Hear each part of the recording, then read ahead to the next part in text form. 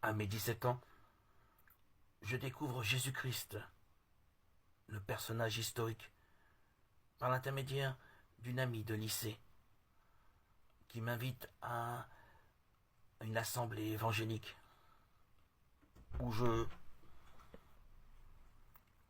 rencontre des personnes rayonnant de joie et d'une plénitude sans pareil. Quelle surprise pour moi qui vivais déjà, dès ma préadolescence, des états dépressifs. Je ne pouvais pas saisir et comprendre pourquoi ces gens étaient si heureux. Mais j'entrepris, à partir de ce moment, de renoncer à mes études et à mon bac pour entreprendre des études spirituelles en allant à Aix-les-Bains, une école talmudique. Ainsi j'espérais dépasser mes états bipolaires, mes sautes d'humeur ascendant et descendant. Spirituellement, je pensais que c'était la solution pour pouvoir guérir de mon état dépressif. Rien à faire. Après ces années à Aix-les-Bains, mon état est le même. De surcroît, je n'abandonne pas. Je pars étudier en Israël à Meacharim, au cœur de Jérusalem, dans les quartiers ultra-orthodoxes. Toujours pas satisfait ni apaisé. Mes changements d'humeur, chaotiques, m'épuisent. Je rentre en France. Je pars dans une yeshiva, une autre école talmudique de Brunois, Lubavitch. Après avoir connu le monde chassidique Breslev, je côtoie les Lubavitch. Puis, à mes 25 ans, dans l'année de mon mariage en 1993, dans une solitude profonde, où je ne trouve pas de solution à mon état,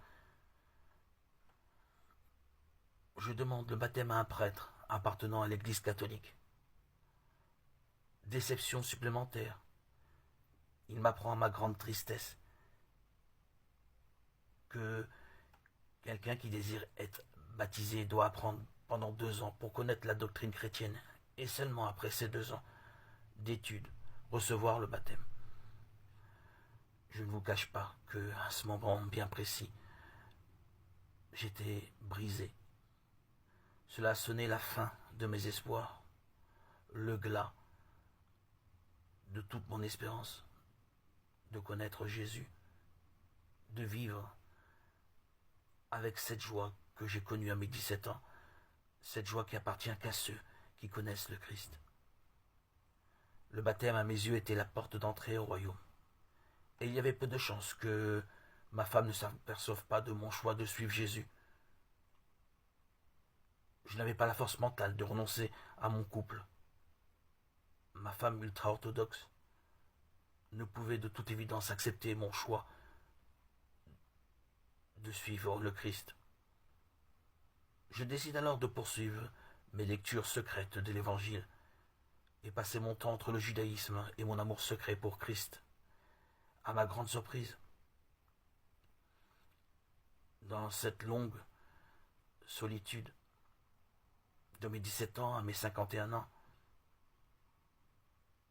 une rencontre avec les disciples de Jésus-Christ venant de Montréal, au bord du lac de ma ville natale, va transformer la suite de mon existence.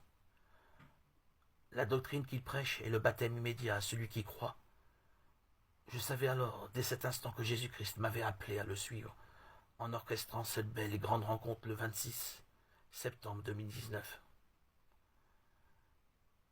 Je suis baptisé dans ce même lac où a eu lieu cette merveilleuse rencontre. Je ne vous cache pas la surprise que fut pour moi de recevoir cette force nouvelle régénératrice dont nous a parlé notre Seigneur et Dieu avant son départ physique. L'Esprit Saint s'était immiscé dans ma vie. Quelle merveille! Aujourd'hui,